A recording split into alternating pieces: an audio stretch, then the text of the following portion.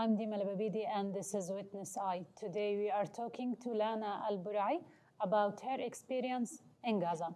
أهلا ومرحبا بكم. اليوم نتحدث مع لانا البرعي، الطفلة التي أصيبت خلال الحرب على غزة. أصيبت إصابة بالغة في رأسها وفقدت والديها وتم إجلاؤها للعلاج في تركيا. أهلا ومرحبا بك يا لانا. أهلا فيكي. نبدأ بالتعرف عليك. كم عمرك اليوم؟ ماذا كنت تدرسي أو تفعلي قبل الحرب؟ عمري 17 سنة. كنت في الحرب. كنت في الصف 11. في الصف 11 يعني لسه كان ضايلك سنة وتنهي الثانوية العامة. طيب يا لانا، طمنينا كيف صحتك اليوم؟ بعد أكثر من عام يمكن من العلاج، صح؟ طيب نبدأ معك بتذكر تفاصيل يوم الحادث. في أي شهر أو تاريخ إذا بتتذكري تمت الإصابة؟ أين كنت وما الذي حدث؟ 13/11/2023 تم قصف البيت. كنا تسكنوا فيه عادي. كنت قاعدة مع أهلي في الصالون فتم قصف البيت. في أي منطقة بيتكم؟ معسكر جباليا. جباليا شمال غزة. كم نفر كان في البيت؟ مين استشهد؟ مين طلع عايش مصاب؟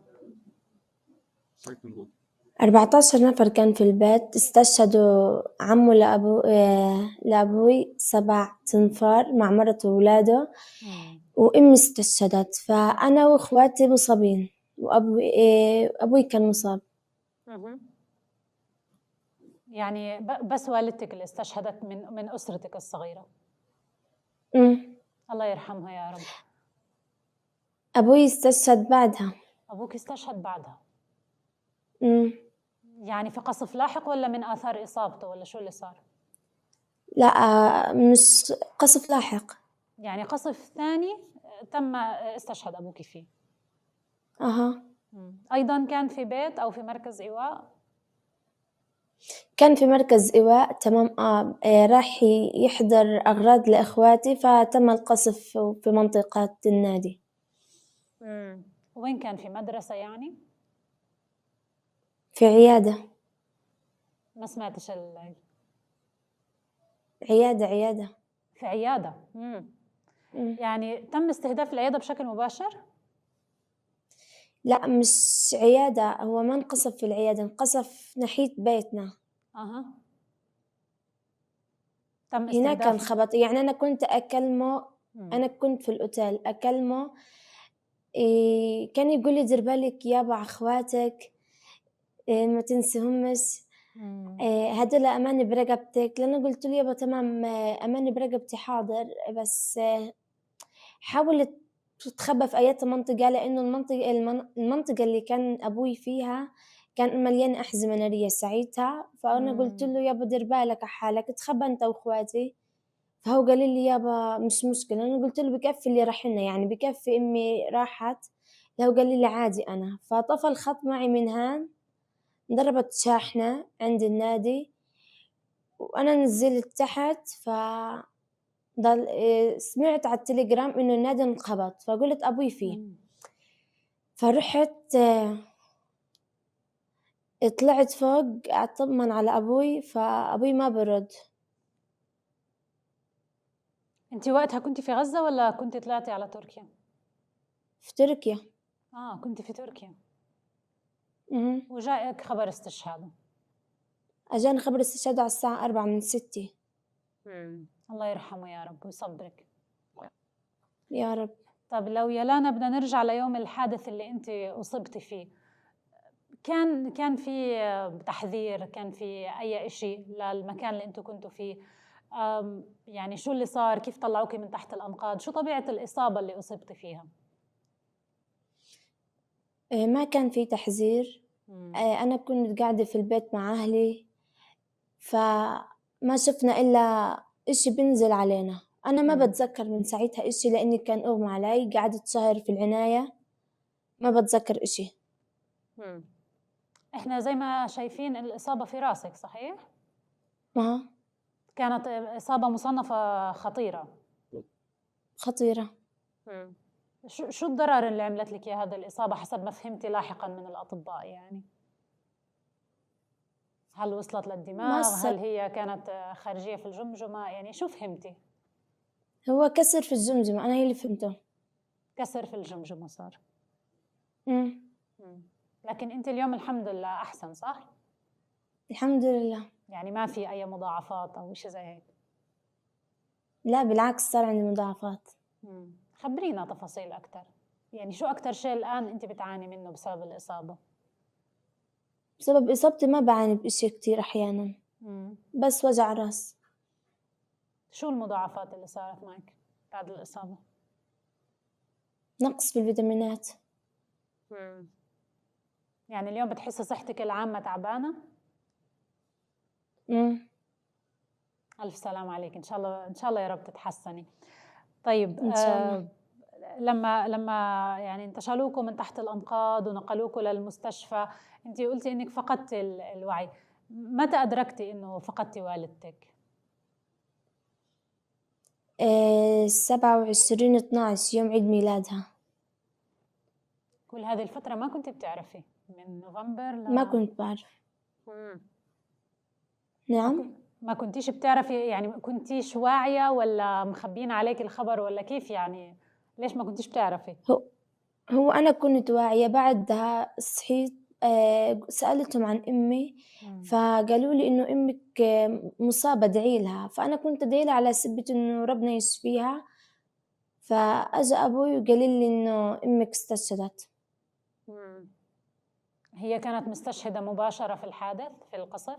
أمم أمم استشهدت فورا.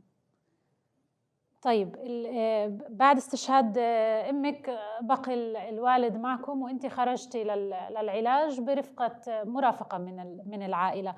كيف الوالد كان بيتدبر أمور إخواتك؟ أنتوا كم أخ وأخت في الأسرة؟ إحنا 4 بنات وولد. كيف كان الوالد بيتدبر أمورهم؟ وين عاشوا؟ شهدوا المجاعة أكيد في شمال غزة. احكي لنا شوي عن التفاصيل اللي عاشوها إخواتك. عاشوا ظروف صعبة، ما في كان أكل ولا في شرب. كانوا قاعدين زي ما قلت لك يعني في العيادة تبعت الوكالة. وبعد هيك كانوا يتنقلوا من العيادة إلى الشاطئ، من الشاطئ إلى الشيخ زايد، بعد هيك يرجعوا للعيادة، يعني كذا منطقة يتنقلوا فيها في الشمال. طبعا لما بينتقلوا من منطقة لمنطقة ما بياخذوا معهم إلا الأساسيات اللي هي موجودة معهم. هم الأغراض اللي يكون معهم. لأنه أنتوا بيتكم تدمر بالكامل. يوم القصف. صحيح. نعم. طيب بعد استشهاد الوالد استشهد في أي شهر؟ 16 قبل الحرب ما يكون لها سنة بيوم. يعني تقريبا سنة كاملة بقي هو المعين لأخواتك.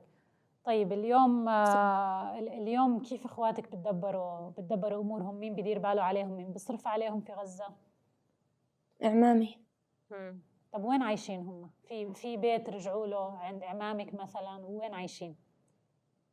فوق البيت، يعني على الخيام. خيام فوق ردم البيت؟ تقدري تكلميهم كل يوم او كل فترة لاخواتك؟ لا ما في تواصل. تتخيلي لكن قديش حياتهم صعبة صح؟ أكيد. نعم. خلال هذه الفترة أنت أو إخواتك في حدا منكم قدر يتابع التعليم عن بعد يكمل دراسته أو شيء؟ لا. ولا أنت هان في تركيا بعد ما تحسنت شوية؟ أنا حاليا بتابع منهج فلسطيني. يعني رجعتي للدراسة ممكن نحكي؟ رجعت لها.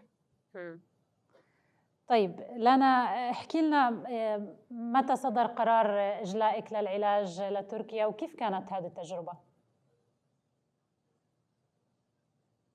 زي كيف يعني؟ وضحي. يعني متى اجى قرار تحويلك للخارج؟ بعد قديش ضليتي في غزة وانت مصابة في البداية؟ شهرين، 3، أكثر؟ متى اجيتي تقدر على؟ تقولي شهرين ونص. شهرين ونص. وبعدين اجيتي انت وعمتك هنا، كانت مرافقة صحيح؟ صحيح. كيف وجدت الرعاية الطبية هنا؟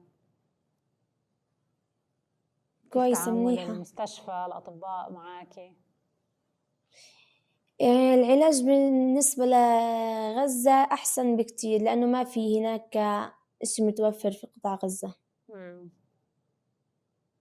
أعتقد في غزة حتى المسكنات كانت تقريبا معدومة في الفترة اللي أنت تصابتي فيها. صحيح. صح. طيب، إيش أكتر إشي اليوم مريحك وأنت هنا، وأكتر إشي متعبك سواء جسديا أو نفسيا وأنت بعيدة عن الأسرة؟ أنا مريحني إني طلعت من حرب، واللي مزعجني إني فقدت أمي وأبوي وبعيدة عن خواتي.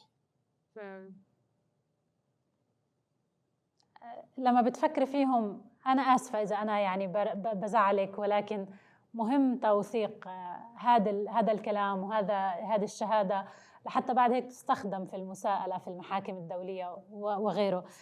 لهيك بحب أعرف شو شعورك اليوم، يعني أنت لما بتفكري اليوم بالأسرة تبعتكم اللي تغيرت حياتها 180 درجة، شو مشاعرك؟ شو بتفكري؟ إنهم تتغير حياتهم. بعد ما تغيرت حياتكم بسبب هذا القصف وهذا الحادث واستشهاد الأم والأبو، إيش المشاعر أكتر إشي بتحسي فيه يا لانا؟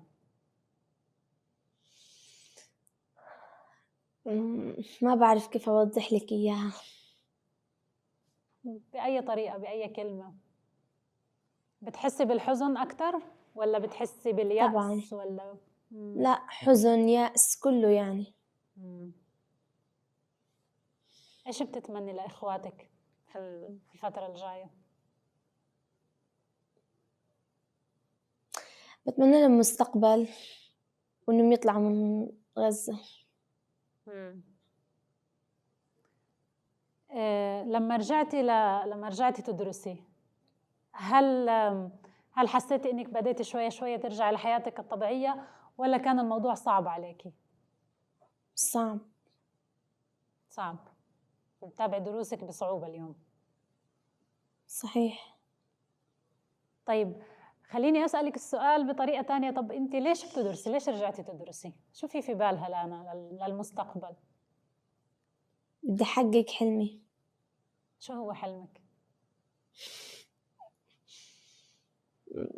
هو صراحة أنا كان نفسي إني أدخل يعني تمريض. كلية التمريض. مهم. ضايلة متمسكة بالحلم، ولا بعد اللي شفتيه في غزة ومهنة التمريض غيرتي رأيك؟ لا، متمسكة فيه. يعني إن شاء الله لانا رح تاخد الثانوية العامة وتبدأ دراسة التمريض؟ إن شاء الله. إن شاء الله. إخواتك قريبين في العمر منك يا لانا؟ لا، بس في واحدة في قطر عمرها 17 سنة. يعني بس أنت أكبر منها بسنة ولا هي أكبر منك؟ مين الأكبر فيكو؟ أنا أكبر منها. أنت أكبر منها بسنة. أنت اليوم صرتي 18، كنتي 17 في الحرب. أها. أختك كيف تقبلت الموضوع؟ هي يعني خرجت بعد الحرب ولا قبل، ولا هي كانت أساسا هناك؟ لا لا، خرجت تحويلة. تحويلة أيضا. بعد الحرب. بعد الحرب. ما كانش بينفع إنه أنتوا التنتين تروحوا على دولة واحدة تتعالجوا؟ لا، هي وضعها أخطر من وضعي كان. شو طبيعة إصابتها؟ ليش أخطر؟ شلل نصفي. شلل نصفي. مهم. يعني لما انتشلوها من تحت الأنقاض كان إصابتها بالغة. صحيح. وفي معها مرافقة أيضا، حدا من الأسرة، صحيح؟ ستي. جدتكم مرافقة لها. كيف وضعها اليوم أختك؟ أحسن من قبل، يعني عملت عمليات بس لسه ما بتمشي. والأطباء خبروها ولا ما خبروها إذا في أمل ترجع تمشي؟ إن شاء الله. إن شاء الله إن شاء الله بترجع تمشي. يعني أنتوا الأختين مصابات ولا في حدا تاني من إخواتك كمان مصاب؟ أنا وأخواتي وأبي كنا متصاوبين. كلكم تصاوبتوا. طب مهم. وإخوانك اللي ضلوا في غزة يعني وضعهم الصحي أفضل ما احتاجوش تحويلة؟ ما احتاجوا. كيف هم اليوم لكن كيف إصاباتهم؟ تحسنوا الحمد لله. لكن الحمد لله. أكيد بدهم رعاية خاصة صح؟ ما بدهم يعيشوا في خيمة وتكون حياتهم صعبة. أكيد. هذا شيء أكيد صعب عليهم. صحيح. طيب يا لانا لو طلبوا منك تدلي في شهادتك أمام محكمة دولية أو تسألي القاضي قاضي المحكمة سؤال، إيش ممكن تحكي أو إيش ممكن تسألي؟ ليش ممكن أسأل؟ أنا ممكن أسأل إنهم ليش خبطوا البيت تبعنا. أنت صدقا يعني ما عندك أي تصور لماذا تم قصف بيتكم؟ صحيح. طب إسرائيل بتحكي إنها بتدافع عن نفسها لهيك بتقصف البيوت، شو رأيك؟ لا ما بتدافع عن نفسها. يعني بيتكم كان خطر عليهم مثلا؟ لا ما كان خطر. طيب لو يعني أكتر شيء يعني كل قصتك مؤلمة، أنت وفقدان أمك وأبوك وإصابتك وإصابة أختك البالغة، كل القصة مؤلمة، لكن شو أكتر إشي أثر فيكي بتحبي إنك أنت توصليه للعالم؟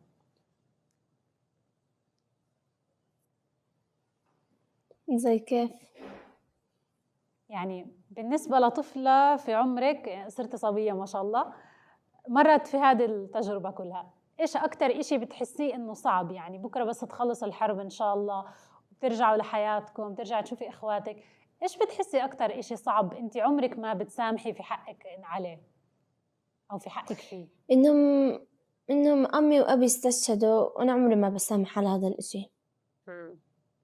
الله يرحمهم يا رب. يا رب. صعبة لأنه الحياة بدونهم صح؟ صحيح. إيش أمنياتك للمستقبل؟ يعني سؤالنا الختامي خليه يحكي على المستقبل، يعني خاصة إنه أنت رجعتي تدرسي عندك أمل تكملي جامعة، كيف تتمني يكون شكل المستقبل يا لانا؟ بتحسي إيش حيكون فيه منيح، إيش حيكون فيه مش منيح؟ أنا يعني ممكن لو تعلمت أضل مع لو تعلمت إن شاء الله بضل مع إخواتي ببني مستقبل معاهم بعوضهم عن الحياة اللي عاشوها. إن شاء الله، لأنه أنت الأخت الكبيرة إن الآن شاء الله. صح؟ أخوك أصغر منك؟ الأخت. صحيح. أنت أكبر إشي، تحملت المسؤولية اليوم. أكيد. بتحسي المسؤولية صعبة عليكي في هذا العمر؟ صعبة. إيش أصعب ما فيها لما الأخ الكبير بتحمل مسؤولية إخواته يا لانا؟ يعني زي إيش هيك في تفاصيل بتحسي إنه صعبة علي يعني أعملها مع إخواتي؟ أنا لما بكلم إخواتي بيضلوا يقولوا لي أبوي رح يجيب لنا أغراض ليش ما رجع، يعني زي هيك ما بعرف أرد عليهم، أحيانا برد عليهم ما بيصدقوا.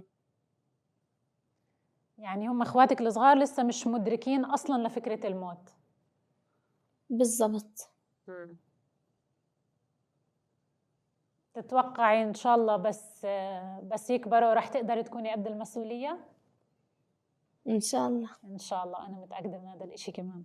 شكرا يا لانا، شكرا جزيلا على عفوا. مشاركتنا كل هذه التفاصيل. لانا البرعي إحدى ضحايا الحرب على غزة، أصيبت إصابة بالغة في رأسها، استشهد والدها ووالدتها أو استشهدت والدتها في مكان ثم لحق بها الوالد استشهد في استهداف آخر. أصيب كل الإخوة والأخوات، نتمنى لكم السلامة. I'm Dima Lababidi. Thanks for watching. Stay tuned for the next episode. Bye bye.